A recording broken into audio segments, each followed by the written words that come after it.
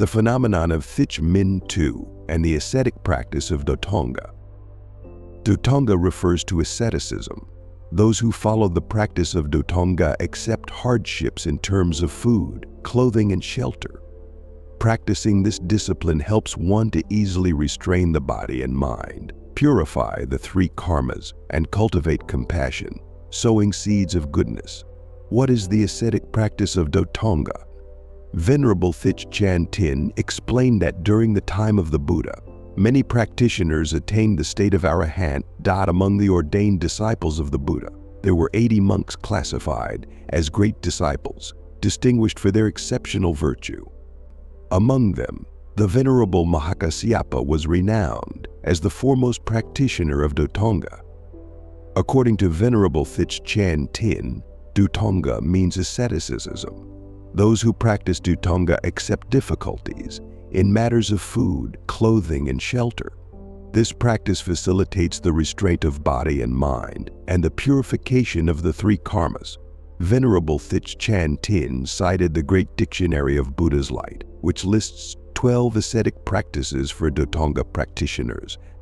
Meanwhile, the path of purification describes 13 ascetic practices for those who follow this path.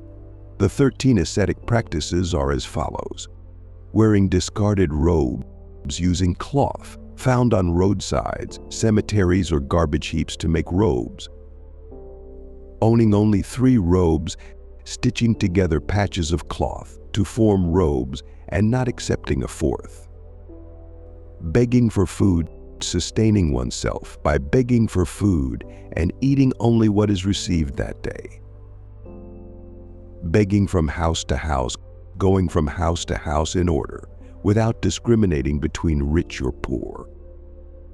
Eating only 1 meal a day, sitting down for a single meal, and once standing up, not eating again. Eating from a bowl, consuming only what is collected in the alms bowl, and not accepting a second bowl. Not storing food, avoiding saving food for later, or keeping leftovers after a meal. Living in the forest, residing only in the forest, avoiding villages or towns. Living under a tree, staying only under the shelter of a tree, without living in a house. Living in the open air, staying outdoors without the shelter of a house or tree. Living in a cemetery, residing in cemeteries. Accepting any place of rest, staying anywhere that is safe and secure. Always sitting and never lying down, practicing continuous sitting, even while sleeping. Firstly, in terms of clothing, Dhutanga practitioners wear only 3 robes, refusing a 4th. The robes are made from cloth found in cemeteries, on roadsides, or in garbage heaps, which is patched together to form a garment. These are known as discarded robes. They do not accept robes donated by lay people. Secondly, in terms of food, Dhutanga practitioners eat only what is collected in their alms bowl, beg for food, and go from house to house without discriminating between rich and poor, or between good or bad food. They eat 1 meal a day, sitting down once, and do not sit down again to eat after standing up. They do not store food for the next day. Thirdly, in terms of shelter, Dhutanga practitioners live under trees, in forests, in cemeteries, or in the open air. They sleep while sitting up, avoiding lying down. The purpose of Dhutanga practice is to cultivate the virtues of contentment and non-attachment, preventing greed and desire. In today's world, it is difficult for anyone to fully adhere to these 13 Dhutanga practices.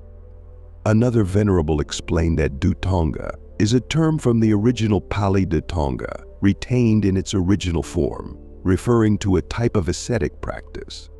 In the past, Shakyamuni Buddha was a prince who left the royal palace. Having lived in luxury and indulgence, he declared that such a life was an extreme. Thus, for 6 years, he practiced severe asceticism, reducing himself to skin and bones.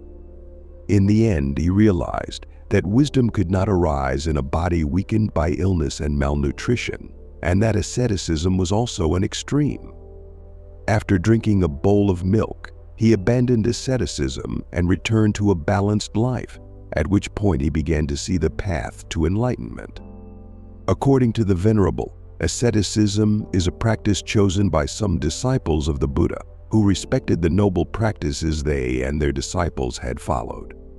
In ancient times, Venerable Mahākāśyapa, a great disciple of the Buddha, asked for permission to practice asceticism, and the Buddha granted his request. Asceticism involves begging for alms without discrimination, keeping one's eyes downcast, sleeping under a tree, and never staying in the same place for 2 consecutive nights. The robes are made from discarded cloth, sewn together for use.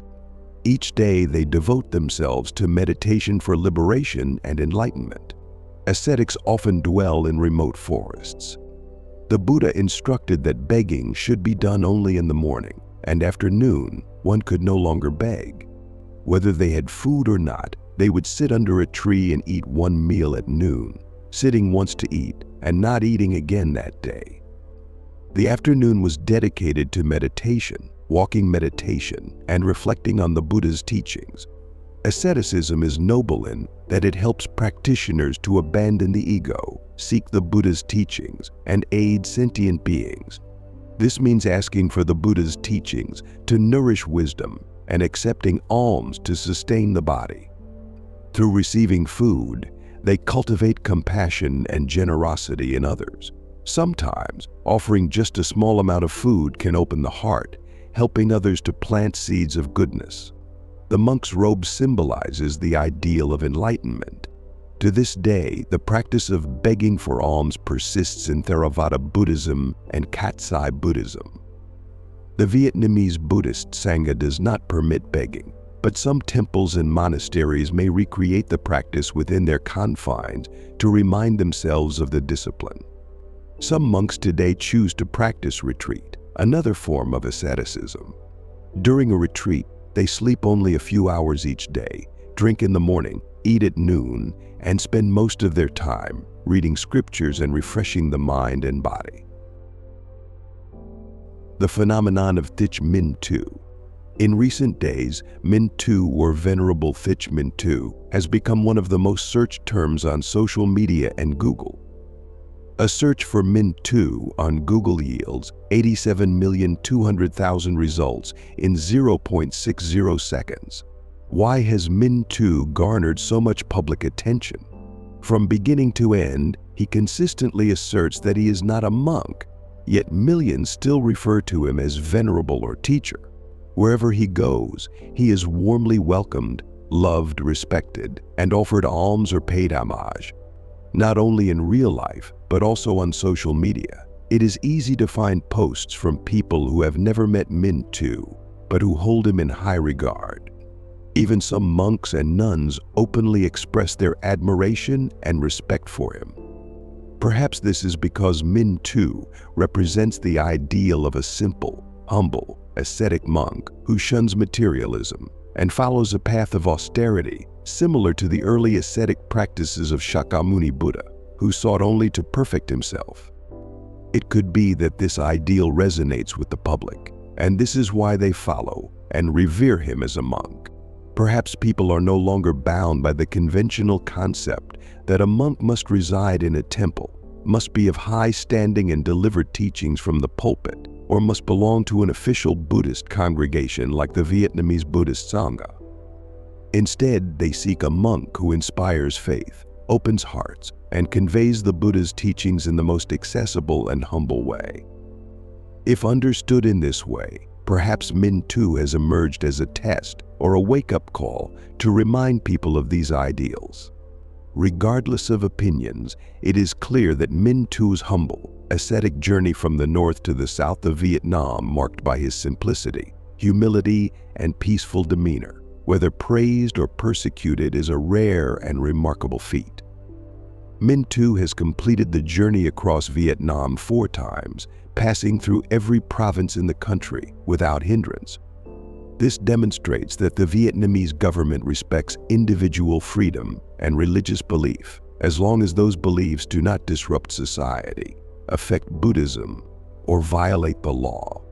Minh Tue himself has made efforts to fulfill his civic responsibilities by encouraging those who meet him to return to their work and avoid gathering in large crowds, which could disrupt traffic and public order. Wherever he goes, he chooses to rest in empty fields or cemeteries rather than public places, further endearing himself to the people. However, it is unfortunate that the Vietnamese Buddhist Sangha recently issued a statement declaring that Minh Tue is not a Buddhist monk and does not belong to any temple or monastery. This has sparked heated debate and unintentionally harmed the image of the Sangha. The statement may have been unnecessary, as Minh Tue has never claimed to be a monk or affiliated with any temple.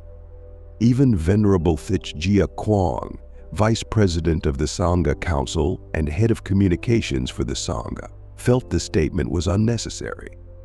Instead, the Sangha's attention should be focused on warning the general public and the online community YouTubers, TikTokers, and Facebookers who have sensationalized the situation. Their editing in pursuit of views have caused unnecessary hype and controversy.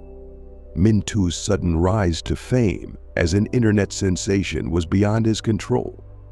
Therefore, if a statement is necessary, it should address the exaggerated praise and sensationalism created by online influencers. As Venerable Thích Chân has said, the uproar surrounding Minh Tue has already gone too far. Now it is time to let him return to his practice, as he did during his previous journeys across Vietnam. Let him continue his path as someone practicing the Buddha's teachings to perfect himself, as he has repeatedly stated. Large gatherings that follow Minh Tue not only disrupt his journey and waste his time, but also create potential problems for him. Moreover, large crowds can cause traffic congestion and create an undesirable spectacle. Some suggest that after 4 journeys across Vietnam, Minh Tue should consider retreating for rest and contemplation rather than continuing his current active practice. Practicing Dhutanga does not only involve begging for alms, but also includes meditation and the study of Buddhist scriptures. Studying the scriptures and expanding one's wisdom is essential. Doing so could also help calm the excessive praise from the public, allowing impermanence to unfold as it naturally should. Thank you for watching. If you found this video insightful, don't forget to hit the like button and subscribe to our channel for more thought-provoking content. We love hearing from you, so drop a comment below with your thoughts or any questions you have. Your feedback helps us create better content for you. See you in the next video.